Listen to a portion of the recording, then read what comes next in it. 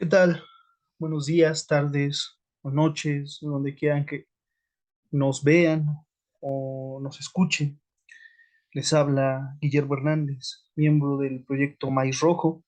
Y bueno, después de casi poco más de 2 años, hemos retomado nuevamente eh, este tema interesante a propósito de que precisamente en estas semanas se conmemora en la isla de Cuba, precisamente, lo que se conoció o se denominó como la crisis de los misiles, ¿no?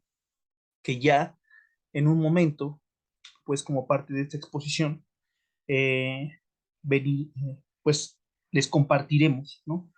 Eh, Pasó realmente mucho tiempo y bueno, noté que en el primer video, pues hubieron ciertos puntos que a lo mejor tengo que corregir, pero que me parece importante destacar que si ustedes gustan, en una siguiente oportunidad, pues se podría eh, nuevamente armar el video a propósito de la primera etapa de la Revolución Cubana. Eh, Comúnmente la Revolución Cubana tiene varias o varios periodos en los que se historiza. Ya les había comentado en la primera ocasión que pues de alguna forma se considera que el proceso independentista cubano arranca a finales del siglo XIX y termina de concretarse precisamente en el año 59, cuando Cuba rompe relaciones con los Estados Unidos, con toda esta idea del hecho de que, si bien en un primer momento se liberan de la corona española, posteriormente será el gobierno de los Estados Unidos quien llegará pues a tomar posesión de la isla, ¿no? Y a volverla parte de sus colonias, ¿no? Entonces, es importante destacar esta segunda etapa, ¿no? Vimos precisamente cómo se organizó el movimiento 26 de julio, previo a esto, la instauración en el poder de la dictadura de Fulgencio Batista en el año 52, cómo es que las fuerzas políticas al interior de la isla convergieron y se unificaron en un solo frente para, pues, tirar a la dictadura de Fulgencio Batista, ¿no? Vimos también el periodo en el exilio del movimiento 26 de julio, cómo es que Fidel Castro, junto a poco más de 80 hombres, arman este pequeño ejército que se convertirá en una piedra en el zapato para el gobierno de Batista, desde el año 56 hasta el 1 de enero del año de 1959. Lo que ya no compartimos en esa ocasión fue precisamente el segundo periodo o la segunda etapa del proceso revolucionario, eh, puesto que de alguna manera, si bien acaba en 1959 la lucha armada por derrocar a las fuerzas batistianas, a partir de ese mismo año comienzan a presentarse una serie de acontecimientos que van a llevar a la isla posteriormente a ser de alguna manera eh, pues el centro político a nivel internacional de la Guerra Fría, al menos en el caso del continente americano, ¿no? Los van a poner en el ojo del huracán.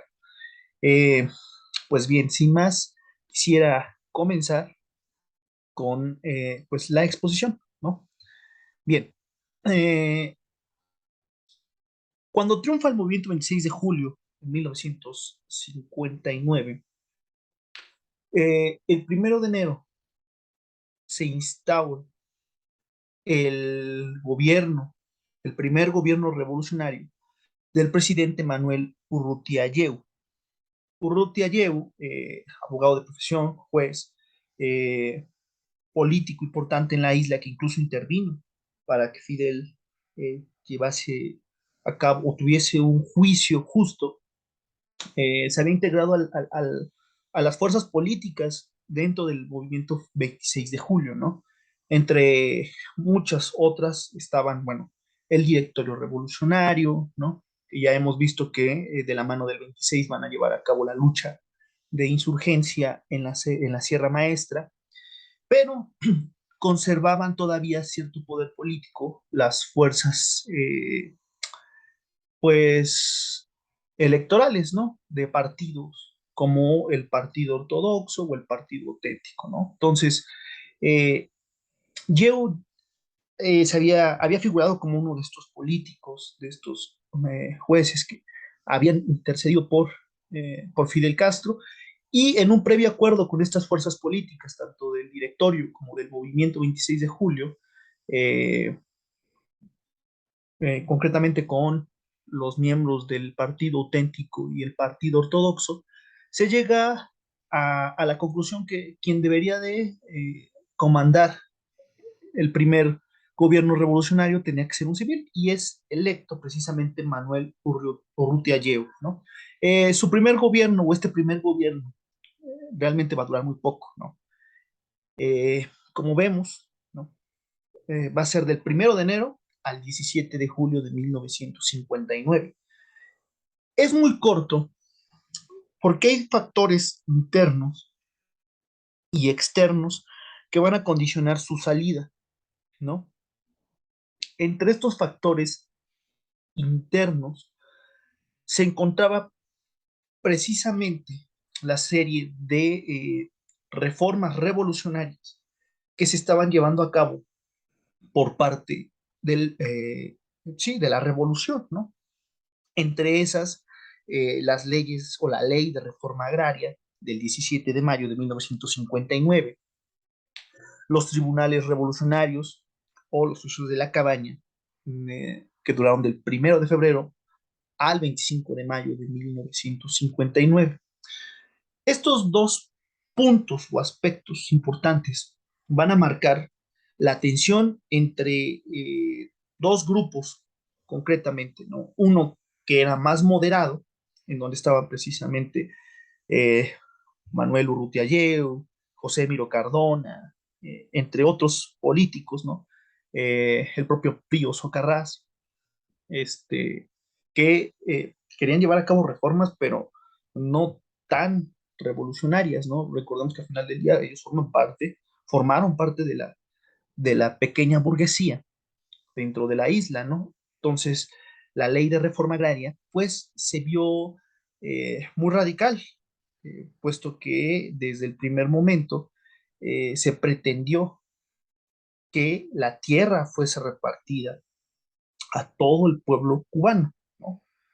Eh, Algo que molestó de sobremanera precisamente al gobierno de los Estados Unidos, que si bien no estaba en contra de la reforma agraria, eh, no quería que tocaran sus intereses, ¿no?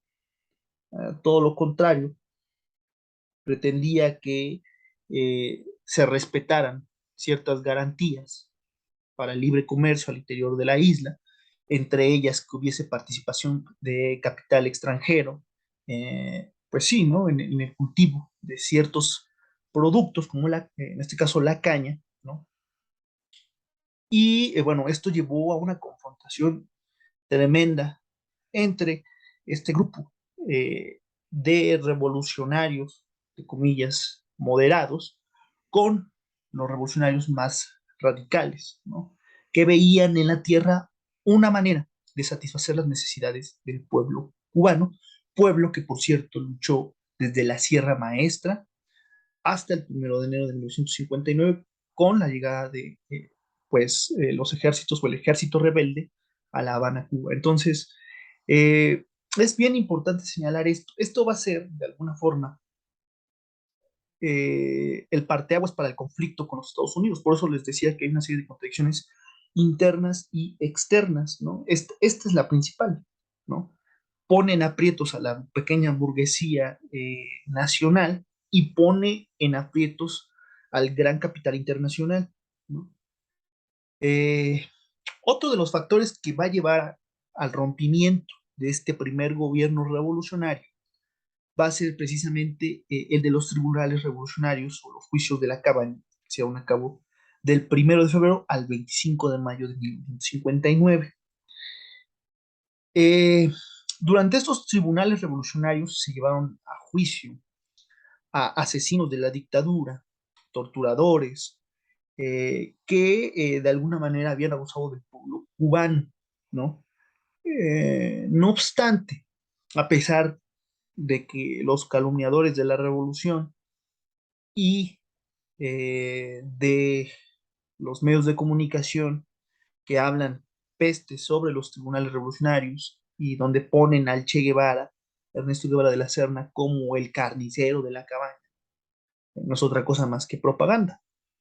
El propio John Lee Anderson, un periodista norteamericano que pues, tiene un texto sobre Ernesto Guevara, comenta que a pesar de todos los horrores de los cuales se habla sobre Ernesto Guevara, pues Ernesto Guevara nunca asesinaba a sangre fría a los presos de la cabaña, ¿no? Bueno, punto y aparte, lo que es concreto es que precisamente estos juicios en contra de estas alimañas de la dictadura, de estos torturadores, de estos asesinos, se llevaron a cabo con el fin de tener cierto orden en el proceso revolucionario, ¿no?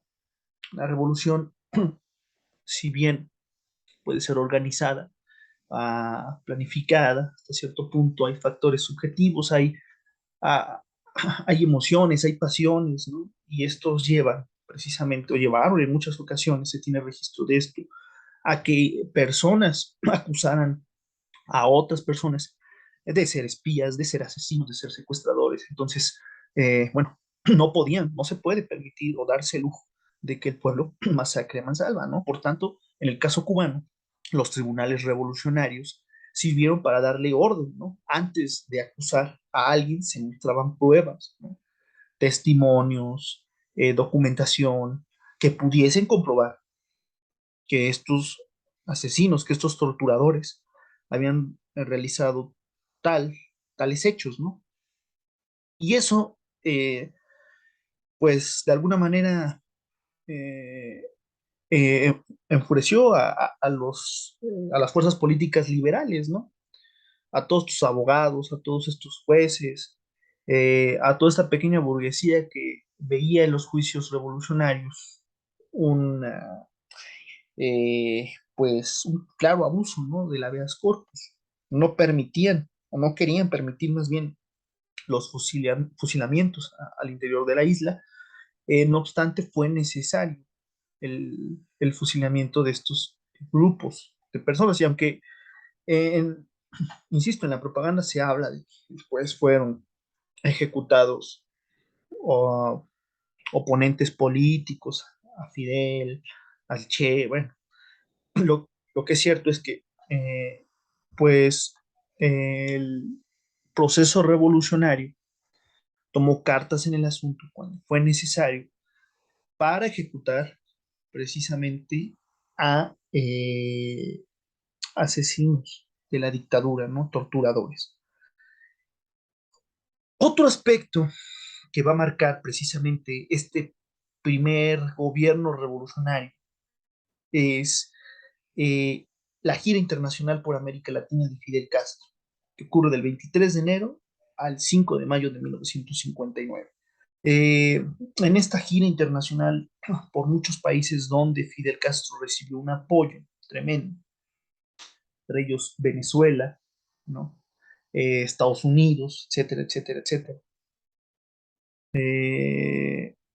Pues de alguna manera Fidel venía enarbolando ya un proyecto político que a pesar de que en muchos momentos no se le decía de tipo comunista o socialista, ¿no? Sí era progresivo. La muestra de ello es que desde los primeros días de la revolución se acusó directamente a los protectores de la dictadura de Batista, ¿no? Como el caso de Leónidas Trujillo en la República Dominicana, ¿no?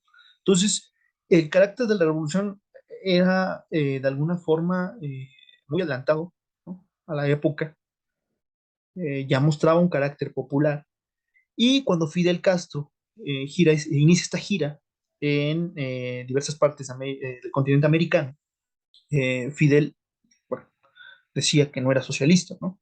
Incluso durante mucho tiempo, quien se declarase o quien acusase más bien al gobierno de socialista, pues era multado, ¿no? Eh, Comenzó a ir en ese momento un ir y venir de declaraciones después de la gira internacional de Fidel Castro, presiones exteriores, principalmente de los Estados Unidos, por el hecho de que dentro, pues, del gabinete, dentro de las Fuerzas Armadas rebeldes, se encontraban lo que ellos denominaban como agentes comunistas, ¿no? Entre ellos Raúl Castro y Ernesto Guevara. Incluso está de más decir que la CIA facilitó nombres, facilitó información a Fidel Castro, ¿no? Con el fin de que pudiese expulsar a estos comunistas, ¿no? Esto hubiese representado una gran traición a la revolución, no obstante.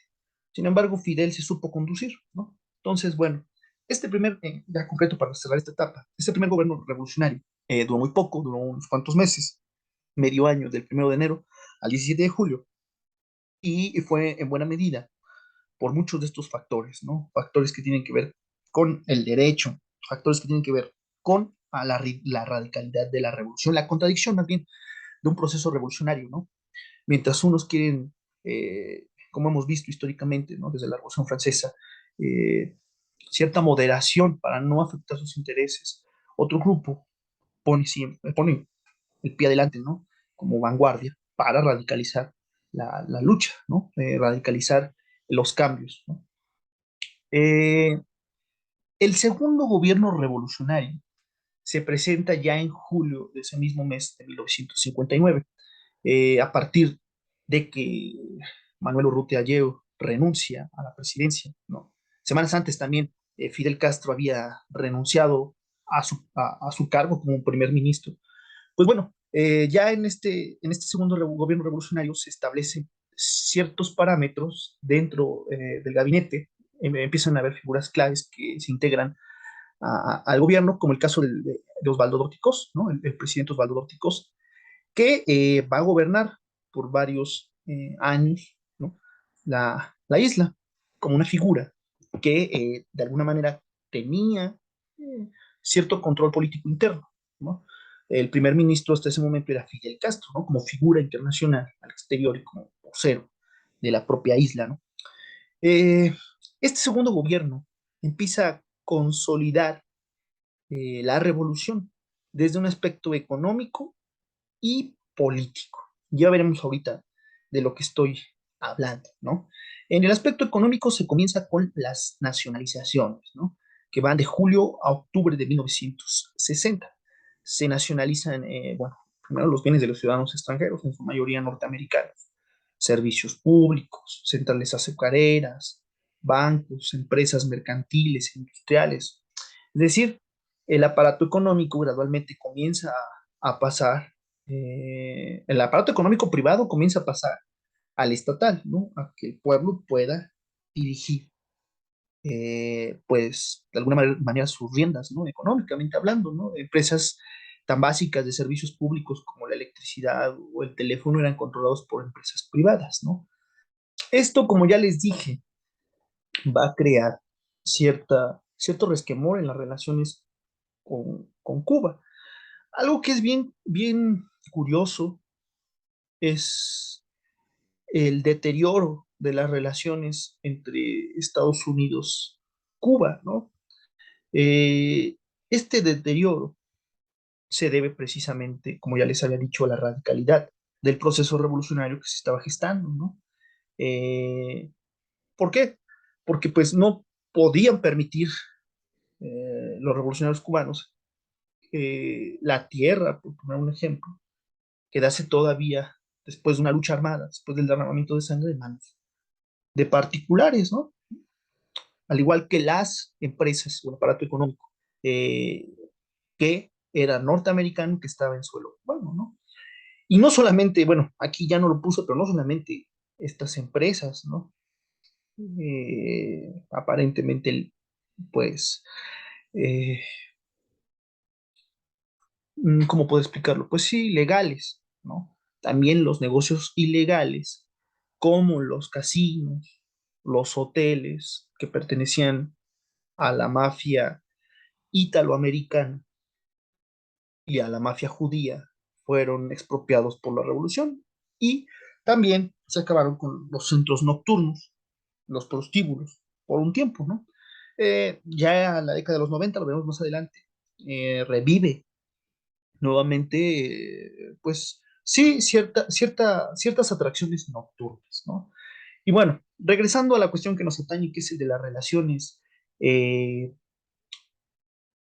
Estados Unidos, Cuba y su deterioro, hay un texto de, de Blanca Torres Ramírez del Colegio de México que se llama Las relaciones cubano-soviéticas 1959-1968.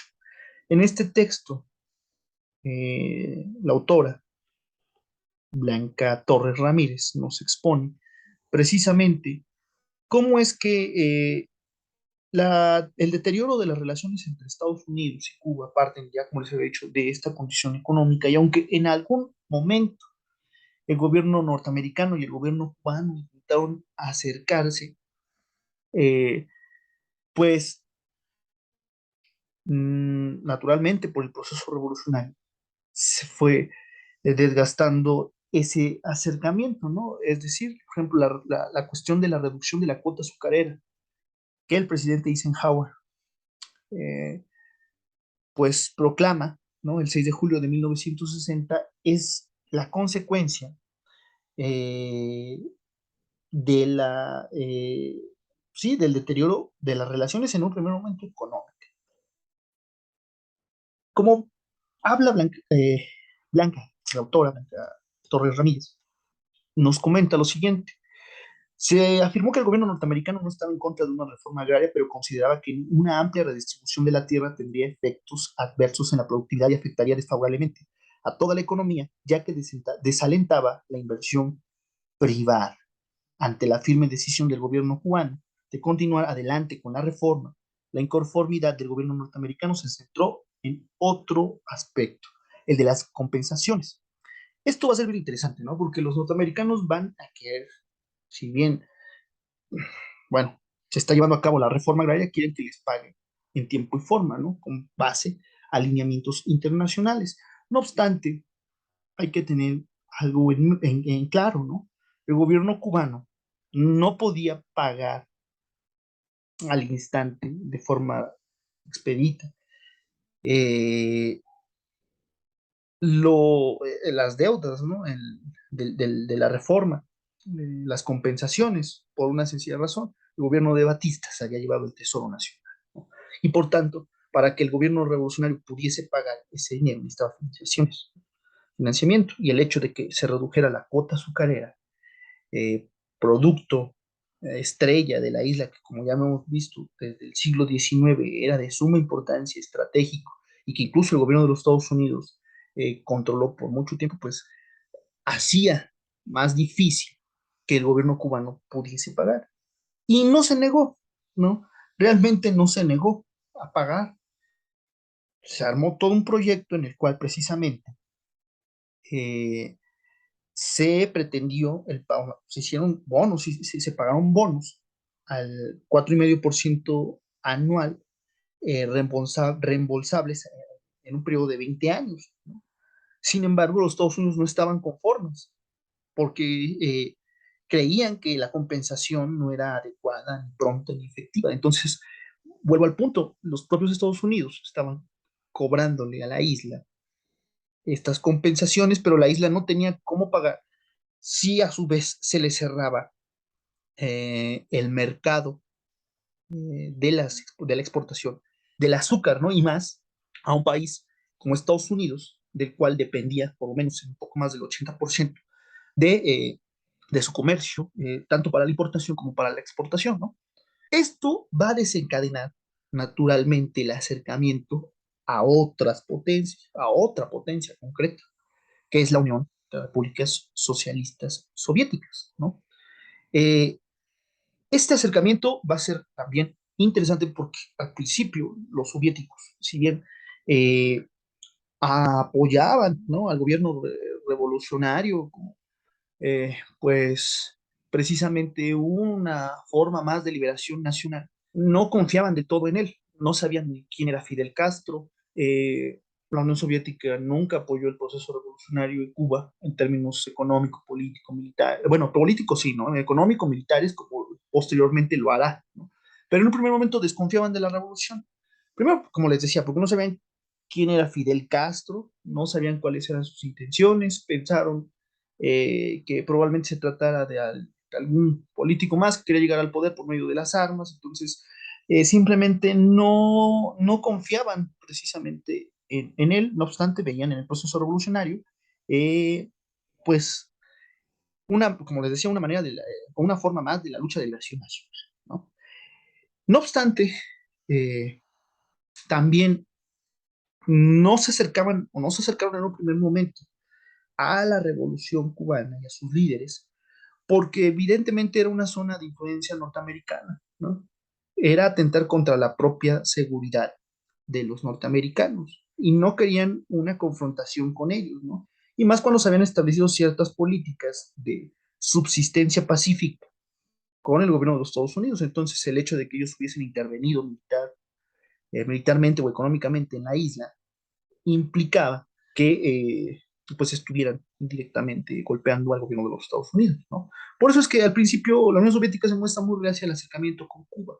No va a ser sino hasta que bueno, el propio gobierno revolucionario eh, invita a Anastas Nikoyan a la isla a propósito de una feria de tecnología que por esos días se estaba llevando a cabo en México, que la posición de la Unión Soviética cambia con respecto a la isla y al gobierno revolucionario, ¿no?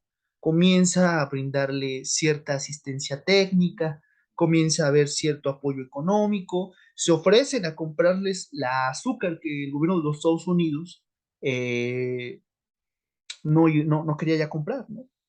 Incluso el gobierno de los Estados Unidos descentralizó en ese sentido esta rama de su economía, comenzó a invertir en otros países como Haití o México, ¿no? ¿Para qué? Para poder compensar esa reducción de la cuota azucarera, ¿no?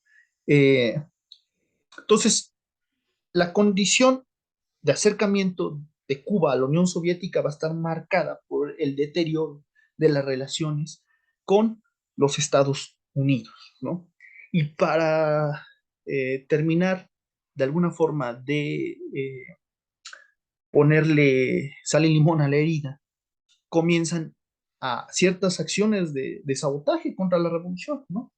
Eh, Entre ellas, precisamente, el de el navío La Cruz, ¿no? Este barco que llevaba armas y que provocó la muerte de varias decenas de cubanos, marinos, ¿no?, que se encontraban descargando estas armas para, pues, que la revolución no se viese desprotegida, ¿no?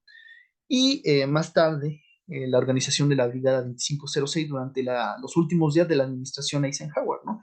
Eh, Esto va a ser bien importante porque va a marcar el inicio de acciones terroristas contra la isla por parte del gobierno de los Estados Unidos, ¿no?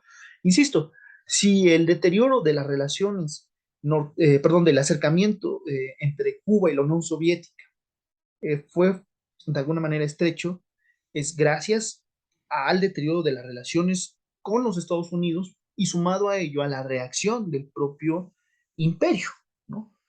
Por recuperar la isla, por pensar que la isla les pertenecía, ¿no? Entonces, esa va a ser una condición eh, para la historia de Cuba, ¿no?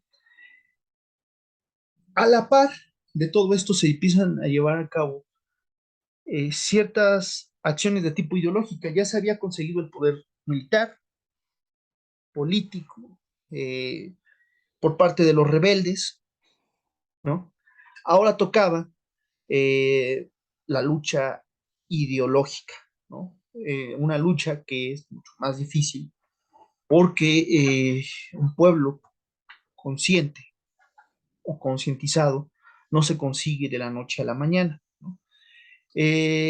Durante este proceso, que es sumamente importante para la isla, se va a mezclar con otro momento interesante, con otro momento también importante de la contrarrevolución patrocinada por el gobierno de los Estados Unidos, ¿no? El de la campaña de alfabetización y la lucha contra bandidos, ¿no? En enero de 1961. ¿Quiénes eran estos bandidos, ¿no? Los bandidos no eran otros o no eran otros que precisamente estos sujetos que no estaban de acuerdo con los procesos revolucionarios que se estaban llevando a cabo dentro de la isla, entre ellos la pequeña burguesía, ciertos sectores,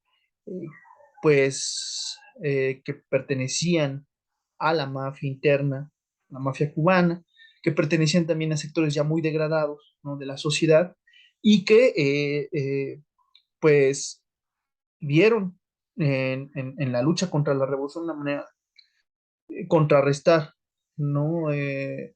Todas estas afectaciones a sus intereses, ¿no? Esta lucha contra bandidos se llevó a cabo precisamente en la Sierra del Escambray, entre otros lugares, ¿no? Cabe destacar que precisamente durante estos últimos años en la televisión cubana se ha emitido una serie que habla acerca de esto, ¿no? De esta lucha contra bandidos. Precisamente ese es el nombre de la serie, lucha contra bandidos, me parece. Eh, esta lucha fue tortuosa, ¿no? También estos bandidos, estos contrarrevolucionarios que conocían perfectamente la isla, iniciaron una actividad de guerra de guerrillas, ¿no? Que pues no va a poner en jaque al gobierno revolucionario porque actuó de manera rápida, ¿no? También ellos conocían la sierra. Y lo que sí es que hubieron una serie de fracasos, ¿no?, dentro de la operación contrarrevolucionaria, ¿no? Desde el hecho de que, por ejemplo, eh, cajas de armas, ¿no?, que tenían que aterrizar en la Sierra del Escambray terminaban en manos del gobierno revolucionario, hasta el hecho de que prácticamente en la ciudad los grupos operativos de la contrarrevolución fueron desactivados, ¿no?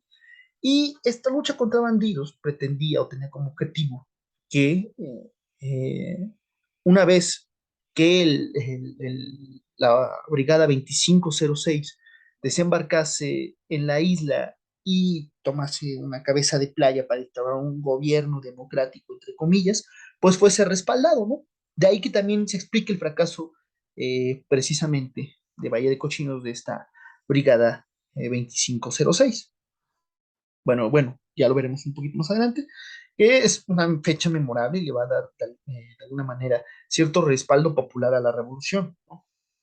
Eh, esta campaña de alfabetización y la lucha contra bandidos va a tener varios momentos destacables, ¿no? Puesto que de alguna forma los bandidos hicieron de las suyas en la, pues sí, en el proceso, ¿no? ¿Por qué? Porque mataron o asesinaron más bien a profesores jóvenes, a campesinos que se estaban formando, ¿no? Y concretamente, regresando a la cuestión de la educación, Rafael Rojas, en su historia mínima de la Revolución Cubana, plantea que cerca del 80% de los analfabetos residían en las regiones montañosas del oriente y centro de la isla, ¿no? Eh, por tanto, la movilización de diversos contingentes de alfabetizadores populares era sumamente importante, ¿no?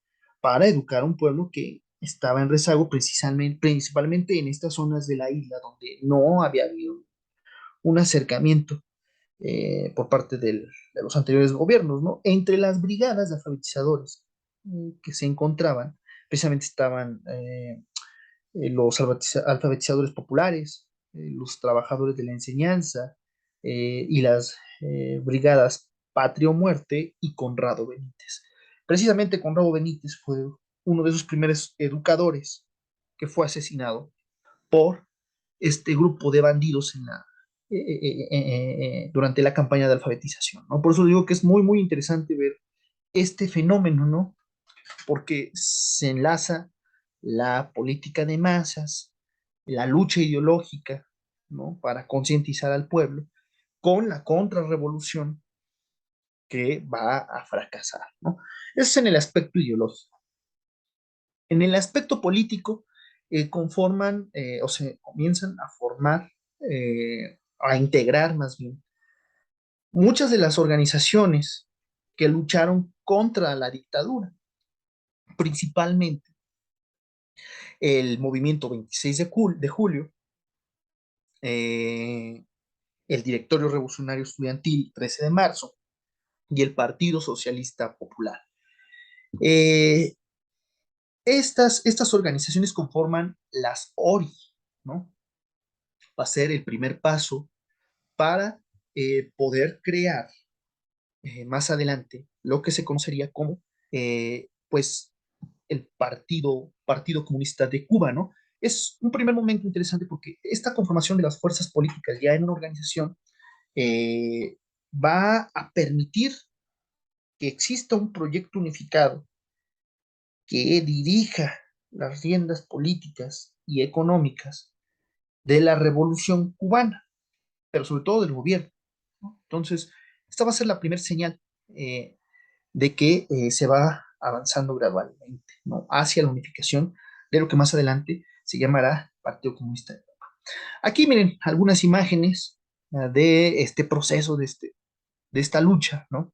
Entre las fuerzas rebeldes y estos bandidos, ¿no? Y las brigadas de alfabetizadores, ¿no? Populares, ¿no? Hay muchas imágenes al respecto de este momento. Aquí podemos ver, por ejemplo, la mayoría eran mujeres jóvenes, ¿no? Que se lanzaron a la alfabetización, eh, y que el propio pueblo ayudó en el proceso, ¿no? A alfabetizar al mismo. Y que también el propio pueblo fue quien desmanteló a este grupo de saboteadores, ¿no? Ahora, viene la etapa de la consolidación de la Revolución Cubana, ¿no? Este proceso se va a llevar a cabo desde el año 61 hasta el año 1976 y comienza precisamente con Bahía de Cochinos el 16 de abril de 1961. Como ya les había dicho, Bahía de Cochinos va a ser un punto inflexible en la política cubana, porque va a demostrar primero la capacidad operacional, logística de la revolución, también va a mostrar el apoyo popular del pueblo cubano para defender la isla, pero sobre todo porque va a amalgamar a las fuerzas políticas, eh, y el pueblo les va a dar su respaldo, ¿no? Para poder gobernar. Es de suma trascendencia este proceso, ¿no? Porque aparte también demostró los fracasos dentro de la isla de las operaciones encubiertas por parte de la CIA, ¿no? Como ya les había dicho, el hecho de que prepararan paquetes de armas, cajas con municiones para que pudiesen alimentar a las guerrillas, a la contrarrevolución en la Sierra del Escambray, pues no les funcionó, y esto va a permitir en buena medida que Bahía de Cochinos eh, desembocase en el fracaso. No solamente eso, ¿no? También había este cambio de administración en Estados Unidos entre la administración Eisenhower y la administración Kennedy, producto de desacuerdos que tuvieron entre el presidente entrante con la CIA, pues aparentemente, se sabe, no brindó el apoyo aéreo que esperaban. No obstante, pues, sí hubieron navíos que salieron eh, de los Estados Unidos, de la Florida, para apoyar a a los contrarrevolucionarios cubanos o a los exiliados cubanos que desembarcaron el 16 de abril de 1961. Sin embargo, fracasó el establecer una cabeza de playa que iba a conformar, entre comillas, como les decía, un nuevo gobierno, y que aparentemente iban a tener el respaldo de los Estados Unidos y de otras fuerzas políticas con las cuales el gobierno revolucionario ya había entrado en confrontación, ¿no? En agosto de 1961 comienza el ordenamiento social con la creación de la Central Nacional de Trabajadores y la Asociación Nacional de Agricultores Pequeños.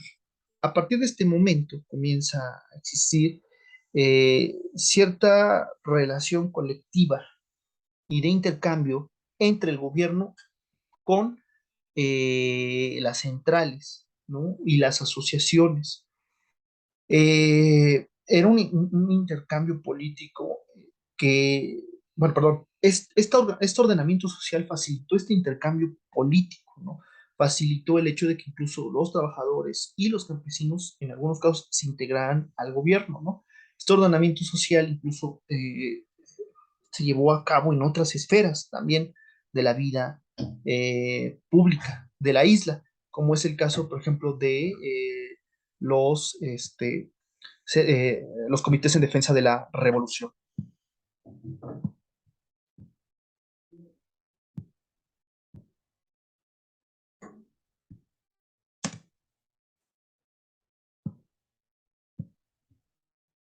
Y bueno, posteriormente, durante este periodo, ya en 1962, se da más adelante el, una presión por parte de la Organización de Estados Americanos y la expulsión de Cuba en la conferencia de Punta del Este, Uruguay, el 22 de enero de 1962, ¿no?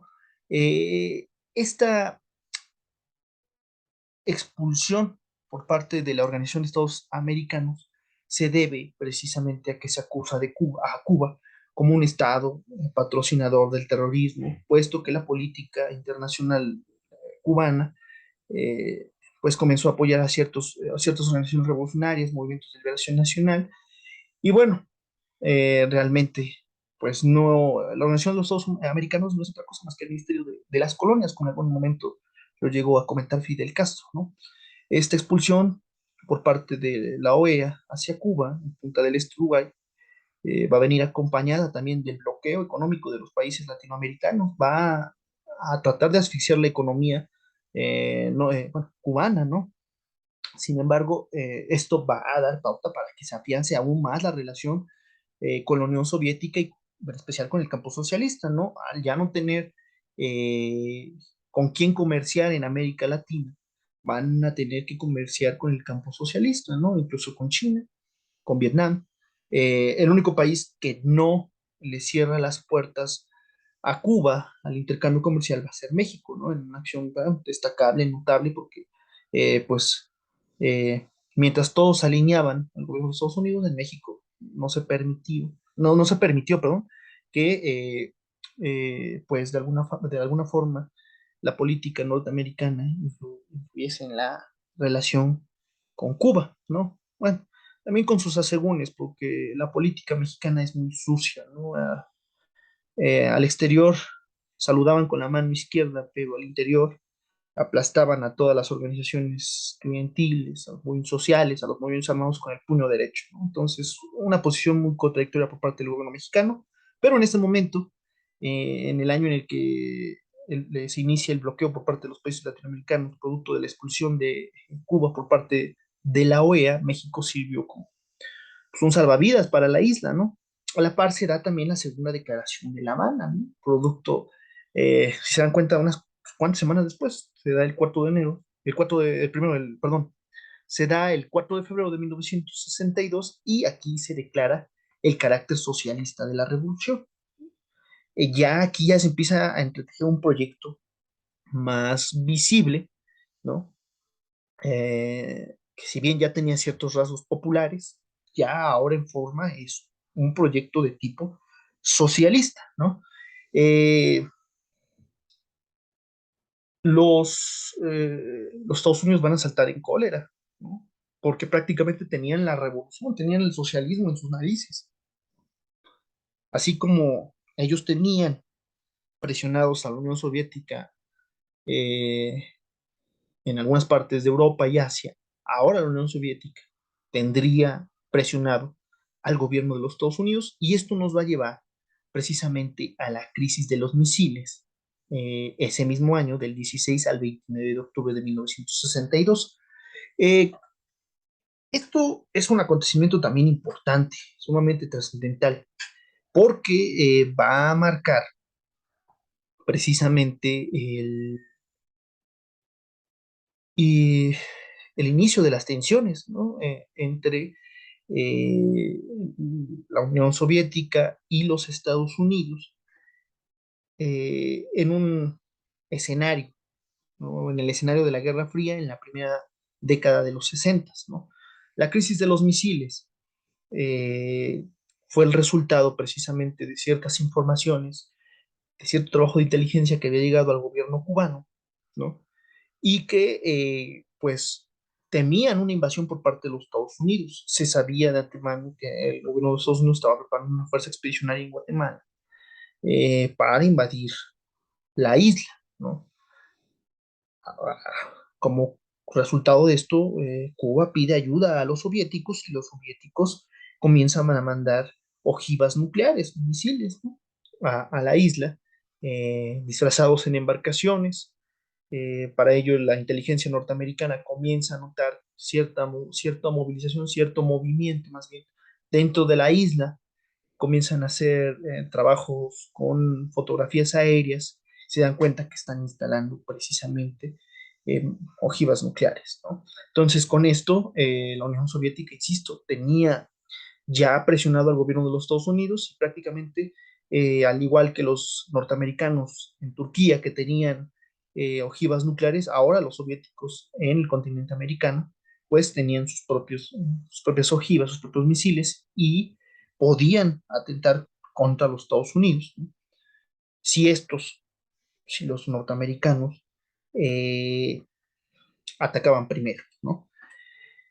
Producto de las negociaciones entre el premier soviético Nikita Khrushchev y eh,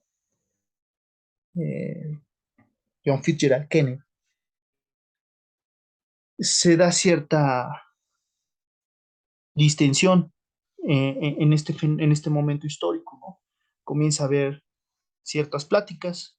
El premier soviético, eh, bajo condición de que no se atacase a la isla de Cuba, se retira, o más bien retira los misiles, más no la asistencia militar, y pues termina por distensarse este conflicto, ¿no? No obstante, Cuba no va a estar satisfecha con esto. Volvieron a sacar a Cuba de la jugada. Va a haber una molestia entre los líderes revolucionarios, incluso el Che hace una crítica muy importante, ¿no? Donde pareciese una condición histórica que dejasen fuera de los acuerdos políticos a Cuba.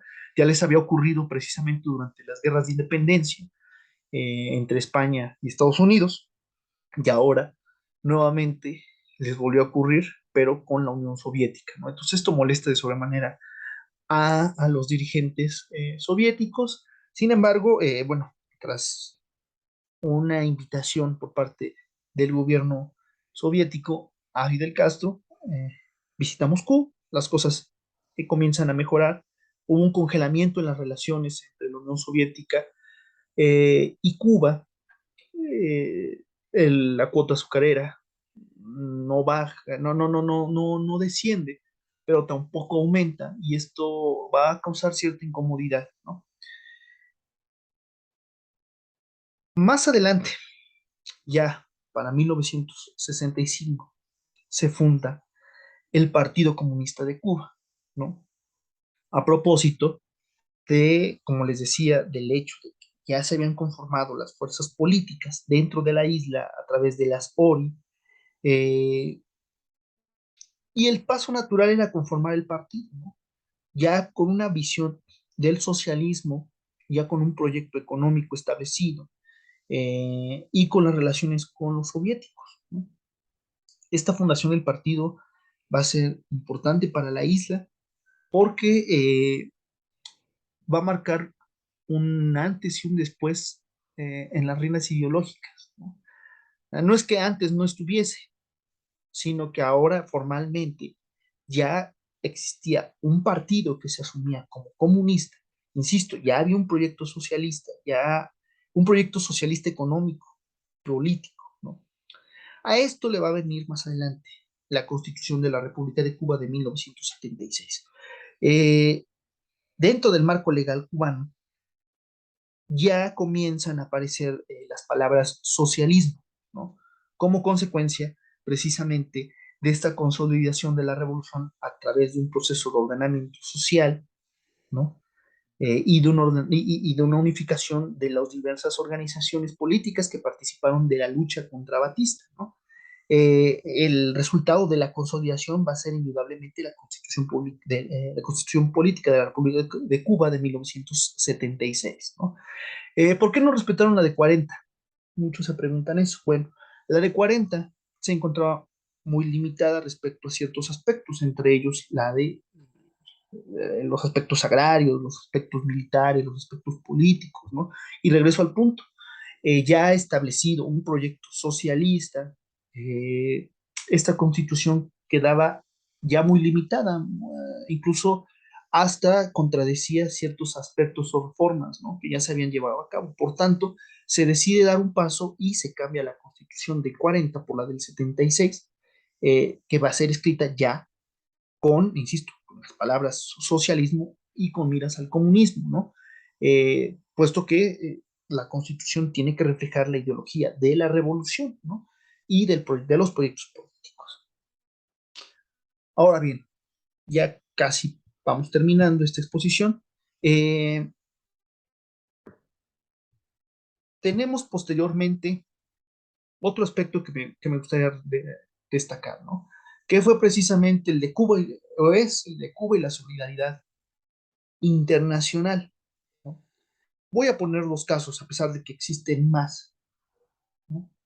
Que es precisamente América y África. El primero de ellos es el de Bolivia en el año 66 al 67, con las Fuerzas de Liberación Nacional, que fue precisamente la manera en que la revolución cubana trató de, algunos dicen de exportarla, ¿no? No estoy seguro si la palabra exportar aplique, ¿no? Yo creo que es un paso, o era un paso consecuente por parte de la revolución, el hecho de que se liberaran otros países del yugo de los norteamericanos para que no se encontraran aislados dentro del propio continente, ¿no? Entonces, Cuba comienza a apoyar a los movimientos de liberación nacional, a guerrillas, a las revoluciones en el continente americano. Y bueno, 66-67 va a ser el año precisamente en el que el Che incursione en Bolivia, ¿no? Un año con tropiezos por parte de la guerrilla del Che, que van a terminar precisamente con la ejecución del mismo el 9 de octubre del año 67 por parte del ejército boliviano, en contubernio precisamente con la CIA, ¿no? Posteriormente, la política de Cuba respecto a América Latina da un giro cuando en 1970 llega al poder la Unidad Popular de Salvador Allende, ¿no? Comienzan a cambiar esta política. En el caso chileno, con el continente americano van a seguir apoyando ciertas organizaciones y movimientos como las FARC, entre otros muchos, ¿no? Pero en el caso chileno es un fenómeno que a ellos les llama mucho la atención porque es el paso del socialismo por la vía democrática, ¿no? Entonces, los primeros años de la relación con Cuba y Chile van a ser armoniosos. ¿Por qué? Porque ya no estaba aislada Cuba del continente americano, ya habían dos países, entre ellos México y Chile, que le permitían tener un intercambio comercial dentro del continente. Entonces, la política de Fidel Castro, la política más bien de la revolución respecto a, a Chile, ¿no? Y al gobierno de la Unidad Popular de Salvador Allende, fue la de estrechar lazos políticos entre dos países que uno que ya era socialista y otro que estaba en vías de construir el socialismo, ¿no? Eh, no obstante, durante su gira, en 1971, por parte sí, por parte de Fidel Castro, por algunos documentos, algunos textos, se sabe que, pues, de alguna manera, a pesar de que Allende tenía todo un proyecto político, democrático, pacífico, pues llevó armas al movimiento de izquierda revolucionaria para defender al gobierno, ¿no? De Salvador Allende en caso de un ataque o de un golpe de la reacción, ¿no? El presidente Allende decide no utilizar o no enviar esas armas al MIR. Más adelante, cuando efectivamente la reacción en 1973, el 11 de septiembre, da el golpe de Estado contra el presidente Allende, pues estas armas le van a servir al presidente Salvador para defenderse desde el Palacio de la Moneda. No obstante, Fidel Castro, a pesar de que respetó el gobierno de Salvador Allende, entendía perfectamente que las fuerzas reaccionarias, ¿no? Que el capital internacional, iban a hacer todo lo posible por eliminar a otro país que se asumiese como socialista y que representara un peligro para sus intereses, ¿no? Entonces, esta política de Cuba y Chile, de hermandad, digámoslo así, termina en 1973 con la caída del presidente Salvador Allende. En otro ámbito, vamos a hablar también de África y el Congo, ¿no? Y Angola. En 1965 el Che, dentro de esta idea de la revolución, de llevarla, de hacerla patente, ¿no? Como los vietnamitas, de crear uno, dos, tres, 1000 Vietnams, viaja a África. En el Congo se establece en 1965, intenta dar instrucción, pero se da cuenta que las fuerzas congoleñas están muy dispersas, ¿no? Y que de alguna manera no se podía llevar a cabo un proyecto amplio, ¿no? Y por tanto decide retirarse y cambiar de objetivo. En este caso, el objetivo va a ser Bolivia, ¿no? Algunos historiadores, algunos, eh, pues, biógrafos del propio Che se plantean el hecho de que Bolivia significaba el centro de la expansión de la revolución en América Latina, ¿no? Incluso alguna vez Paco Ignacio Taibo decía que probablemente pudiese haber sido por la cercanía con la Argentina, ¿no? Y que por eso se había elegido Bolivia. Pero yo creo que confío más en esta tesis del hecho de que Bolivia representaba ese foco insurreccional en América Latina, ¿no?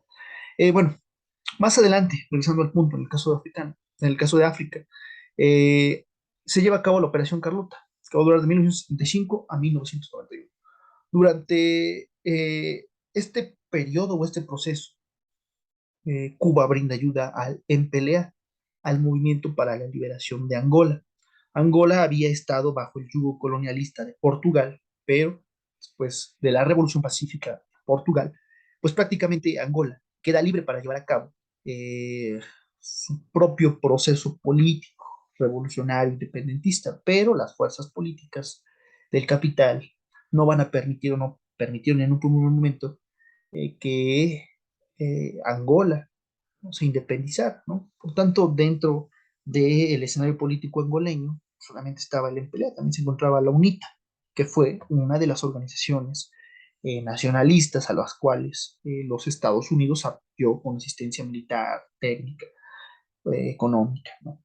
Eh, Esto nos va a llevar a que constantemente se hable de Cuba y la subordinación a la Unión Soviética, ¿no? Y perdón, pero quien crea que existía tal subordinación, que había cierto tejimaneje, que manipulaban a la isla como si fuese un títere, pues están equivocados, ¿no? Necesitarían examinar un poco mejor esta relación. Y creo que la muestra más tangible es la Operación Carlota en Angola. en 1975. ¿Por qué? Porque esta fue una iniciativa por parte del gobierno cubano, ¿no? El propio Fidel, en los documentales del ICAE, que hablan sobre la solidaridad internacional de Cuba, pues precisamente plantea la deuda histórica que tiene el pueblo de Cuba con los países africanos. Muchos de sus habitantes, el pueblo cubano, tiene sus orígenes, sus raíces precisamente en África. Y el hecho de que Cuba ayudase a estos países africanos era pagar esa deuda histórica, ¿no? Por tanto, durante este pues, poco más de 15 años, eh, Cuba brinda asistencia técnica, militar a Angola. Mandan hombres, mandan tropas, mandan médicos, y la Unión Soviética se encarga de poner precisamente los pertrechos de la guerra, el armamento, este, etcétera, etcétera, etcétera, ¿no? Entonces, por eso les digo, Operación Carlota va a ser esta muestra tangible de que no existe tal eh, manipulación, no subordinación por parte de Cuba respecto a la Unión Soviética, puesto que fueron precisamente los cubanos quienes tomaron la batuta de la operación, quienes llevaron a cabo este acercamiento por parte de la Unión Soviética a Angola, ¿no? Y va a terminar precisamente en 1991 con la liberación precisamente de Angola, con la victoria del MPLA, ¿no? Y hasta el día de hoy con los lazos estrechos de amistad que existen entre Cuba y África. Entonces, esto es sumamente importante, ¿no? Yo creo que en el caso de América Latina, Cuba, ¿no? A diferencia de los demás países donde hay presencia negra o donde hay presencia negra, creo que es el único país que de verdad ha podido extender su mano en ayuda a estos pueblos, ¿no? Que también pasan por un proceso de marginación sumamente atroz, ¿no? Por último, ya para terminar, precisamente hablaremos ya del periodo especial, ¿no? Que es, es producto de la caída de la Unión Soviética en 1991 por una serie de eh, fracasos políticos, una economía que se iba ajustando cada vez más al mercado capitalista, eh, por fuerzas políticas al interior del Partido Comunista de la Unión Soviética, del PQS, que fueron ganando terreno, fuerzas reaccionarias que veían precisamente eh, en los Estados Unidos una manera de hacer una política de amistad, ¿no? Que es el caso de Gorbachev, ¿no? De Mikhail Gorbachev. Pero bueno, ya en otro momento, si gustan, podríamos hablar sobre la caída de la Unión Soviética, toda esta serie de contradicciones. Creo que podría ser un tema para estudiar más adelante, ¿no? Pero en ese momento nos centraremos precisamente en el acontecimiento que se conoce como el periodo especial. Precisamente la caída de la Unión Soviética va a representar para Cuba eh, un golpe, si no mortal, si algo grave, porque se le acabó el comercio con precisamente la Unión Soviética y el campo socialista. Ya no existía a quién comerciar, a quién seguir exportándole la caña de azúcar, ¿no? Y tampoco de dónde importar productos o mercancías estratégicas para la isla, ¿no? Entonces, precisamente, este golpe va a desembocar en el maleconazo o las manifestaciones en La Habana en agosto de 1991, que pues llevarán a que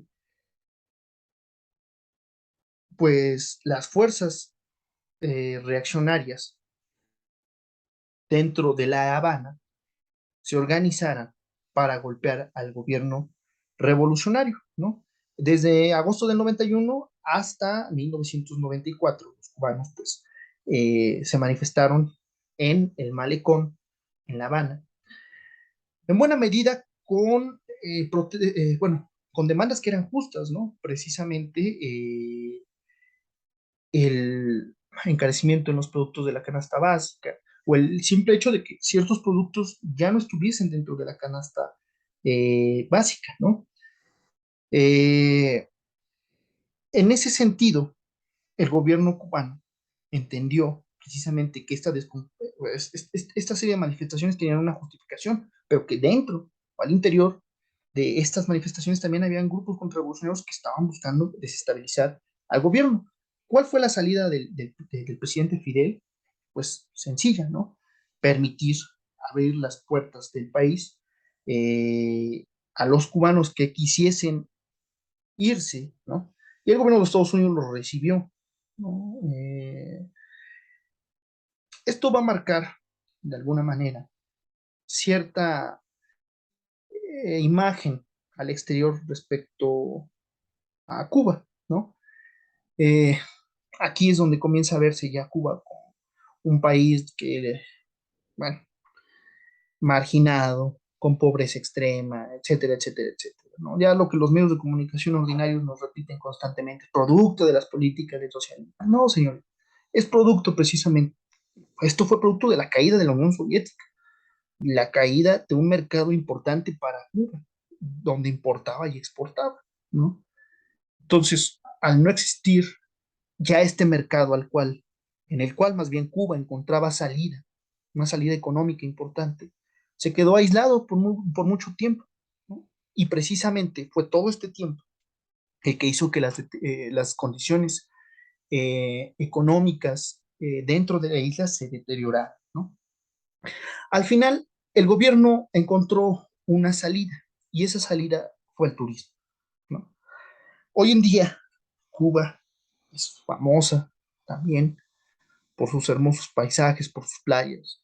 Eh, Como dirían muchos turistas, ¿no? Por ese congelamiento del tiempo, ¿no? Dentro de la isla, ¿no? Producto del bloqueo de los Estados Unidos que no les permiten importar ciertos avances tecnológicos, que no le permite comerciar con terceros, que no le permite eh, pues pagar en su moneda, etcétera, etcétera. No hay muchos aspectos que igual en otro video podríamos destacar sobre el bloqueo económico hacia la isla, porque de verdad es un tema que a pesar de todo da para otro video, ¿no? Entonces el turismo como salida fue importante o es importante para la isla. Este turismo se va a ver reflejado precisamente en la apertura nuevamente de los centros de atracciones, ¿no?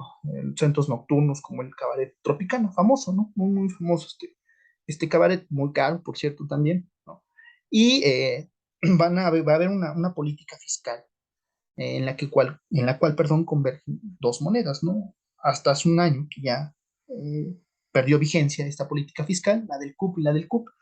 Eh, entonces, prácticamente Cuba ve un soporte económico en el turismo. No obstante, a pesar de todo,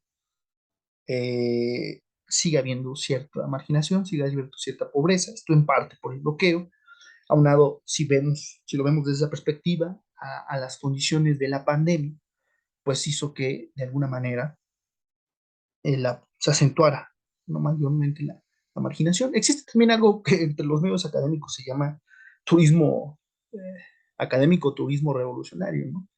Valga la expresión, llegar a la isla, comprar la gorrita de Fidel, el Che, ¿no? Eh, Sin entender de alguna manera el impacto político, ¿no? Que significó la revolución cubana, no solamente para, para el propio pueblo cubano, ¿no? Sino para el mundo entero y principalmente para el continente americano, ¿no? Eh, este periodo o esta última etapa me gustaría hablarla más adelante en otro video si tenemos oportunidad, si a ustedes les interesa, déjenos un mensaje en la caja de comentarios y bueno, podremos hablar precisamente de este último periodo de la década de los 90 y los primeros años ya de la revolución en el siglo XXI, perdón, y el acercamiento por parte del gobierno de los Estados Unidos eh, a través de Barack Obama, la normalización o el intento de normalización de las relaciones entre Cuba y los Estados Unidos y el retroceso que hubo con la llegada de Donald Trump hasta este momento en el cual la administración Biden pues no ha dado un paso firme respecto a esta normalización en las relaciones, en buena medida porque representa un costo político y ese costo político se encuentra precisamente en la Florida con los grupos antirrevolucionarios, con grupos que emigraron, que igual pues en el Partido Demócrata no confían desde lo de Bahía de Cochinos, ¿no? Entonces, si gustan, en otro video podríamos hablar precisamente de este proceso que también es importante. Pues bueno, por mi parte ha sido todo. Les agradezco por habernos sintonizado y nos estaremos viendo en otra discusión del proyecto Maíz Rojo. Hasta luego.